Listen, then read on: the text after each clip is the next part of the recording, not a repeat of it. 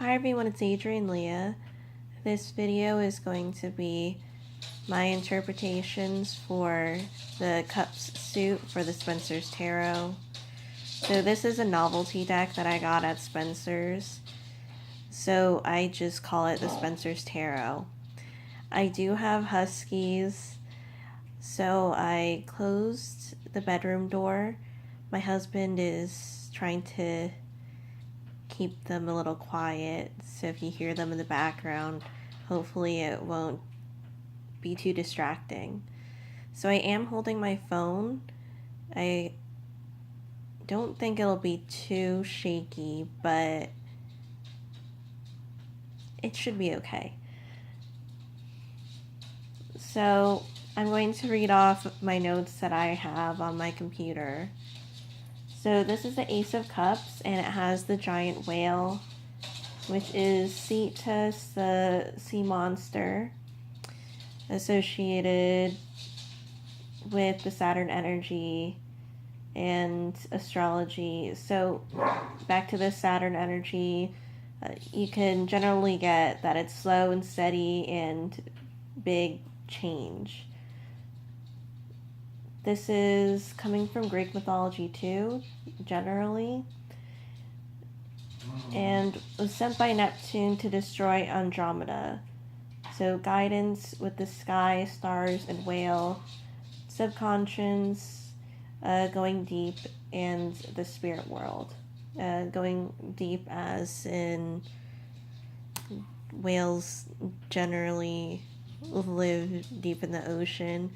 So, or further into the ocean, because they do come up.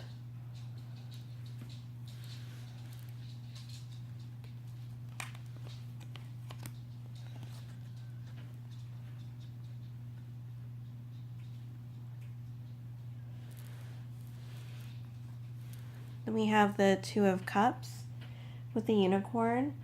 So the unicorn has different symbolisms. Some of them are unique. They're said to be lucky, unlimited opportunities. The flowers on the card could represent blossoming, growth. The pink unicorn, love, youth, bonding with the girl that's on the card, and blue, emotion.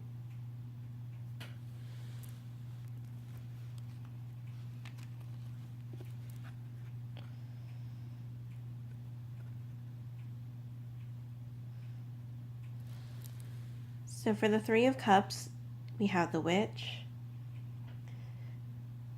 The cat could be the familiar. The skull could be a reversed meaning. Friendships, let go. There are let go or lost. So the meanings on this card are generally there, but can branch out to less traditional approaches. So being your own company, getting to know you, seeking interest, study, fire within with the fireplace, becoming epic. So that could be part of your transformation. Cauldron with smoke, magic, manifestation, the spider, weaver, snake can be a reversed meaning, symbolism, reversed symbolism or wisdom. Broom, sweeping away old, and the witch reading, she could be preoccupied.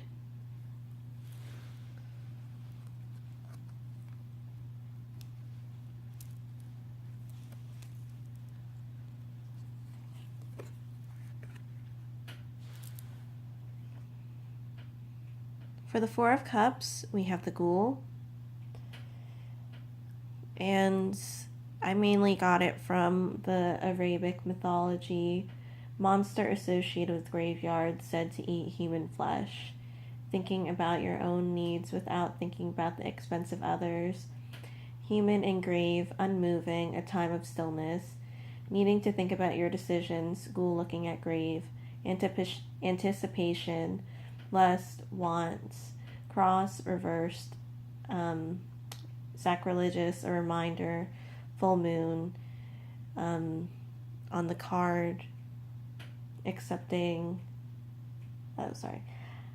full moon, and desires taking over with the amplifying energy.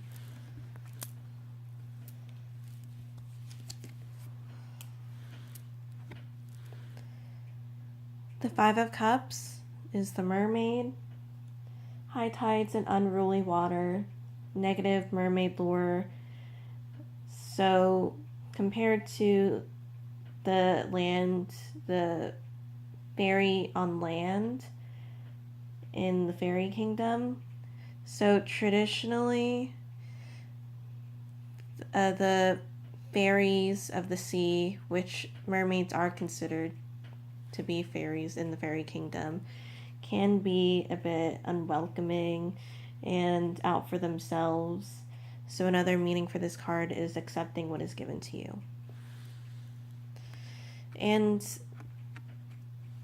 there is other kinds of personality differences that you get from sea fairy and land fairy. So with the sea fairy, it seems like their personality may be more straightforward, more direct, more disconnected is a word that kind of stems off of the meaning that I'm trying to get, but I'm not getting the word right now.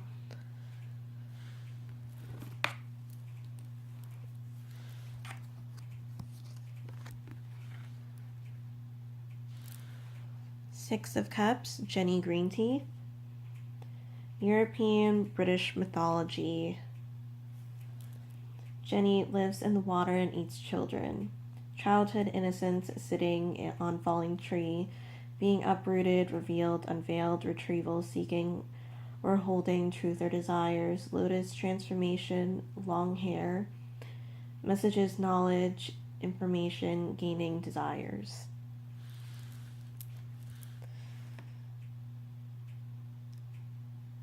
And even with the facial expression that she has, it seems untrusting, or it seems like there's more to it than what's given.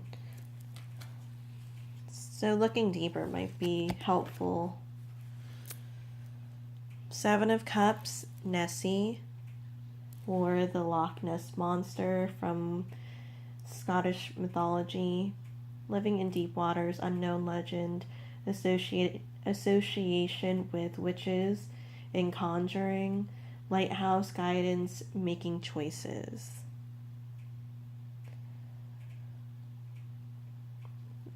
And there is a friendly expression and a bit of satisfaction, the type of expression, and even an aged look if you really want to get deep into being nitpicky about the card. And there's also a boat here, which can be intimidation when you see a giant creature in front of you.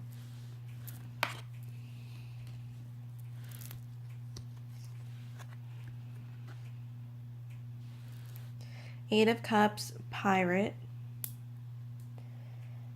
Navigating, and it could be navigating yourself. Voyage, pirate, with only bones, determination, long journey, red, steering wheel, impulsive, or fiery energy. Whatever red can symbolize. And even the blue on the jacket, on the card.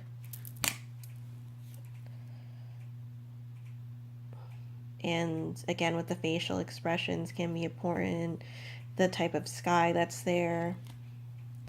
So, Nine of Cups, Kraken,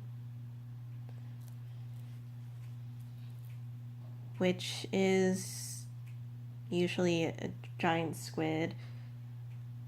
So, taking ship, taking what you desire at all costs, destruction, indulgence, clouded sky, clouded desires, making decisions, wants before needs, heart over mind.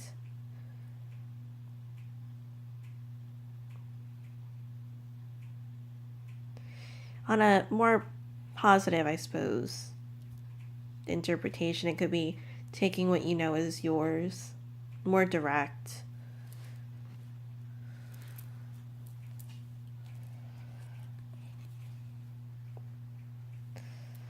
So the Ten of Cups, Leviathan, Hebrew mythology, modern translation, whale, others say crocodile or serpent. Lies in circles surrounding the world like the Ouroboros, but wanting to destroy the world. Taking anything in your path, overcome by desires. Mythology, back to the mythology. Leviathan likes to live in the Indian Ocean over the Mediterranean because it's larger. Feeling at home, security, emotional attachment.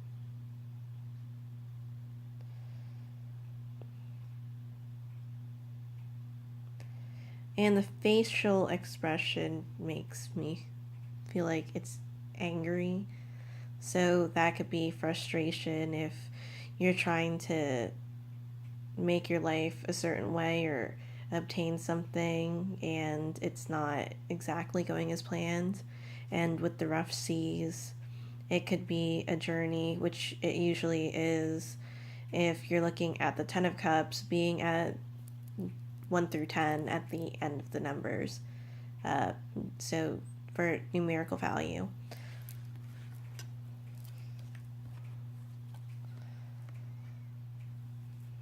Page of Cups, satyr.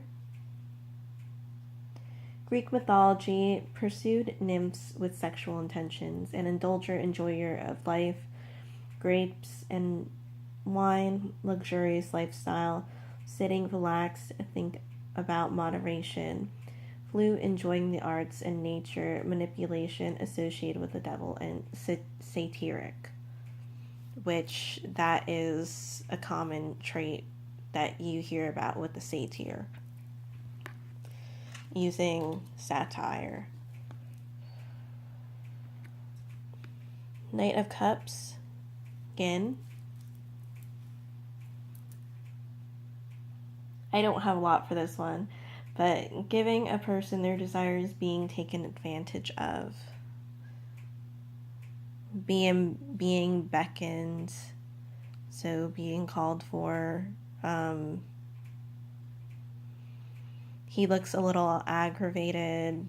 Maybe that could be where he's getting taken advantage of because people keep asking for him or calling on him.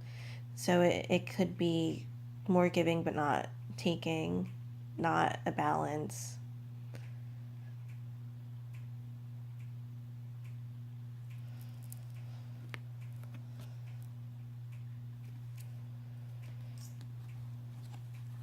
And also be careful what you wish for with his, the way that he's presented. So Queen of Cups, Gorgon. Originally from Greek mythology, later Gorgon term associated links to card 3. So there are other stories with the Gorgon, but I'm going to say a later one than the original one. So 3 daughters of Ceto turned into monsters by Athene after one of them was seduced by Poseidon. Snakes. So snakes can have a big role here. And also some type of vine, which can be binding, which can be an attachment when you're thinking about plants holding on to things, being restrictive. I'm just thinking.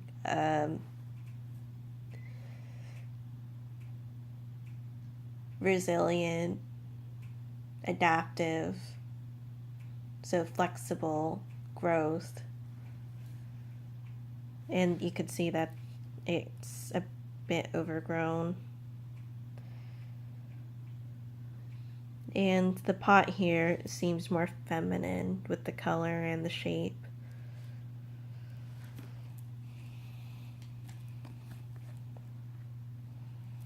Then the King of Cups, Orc.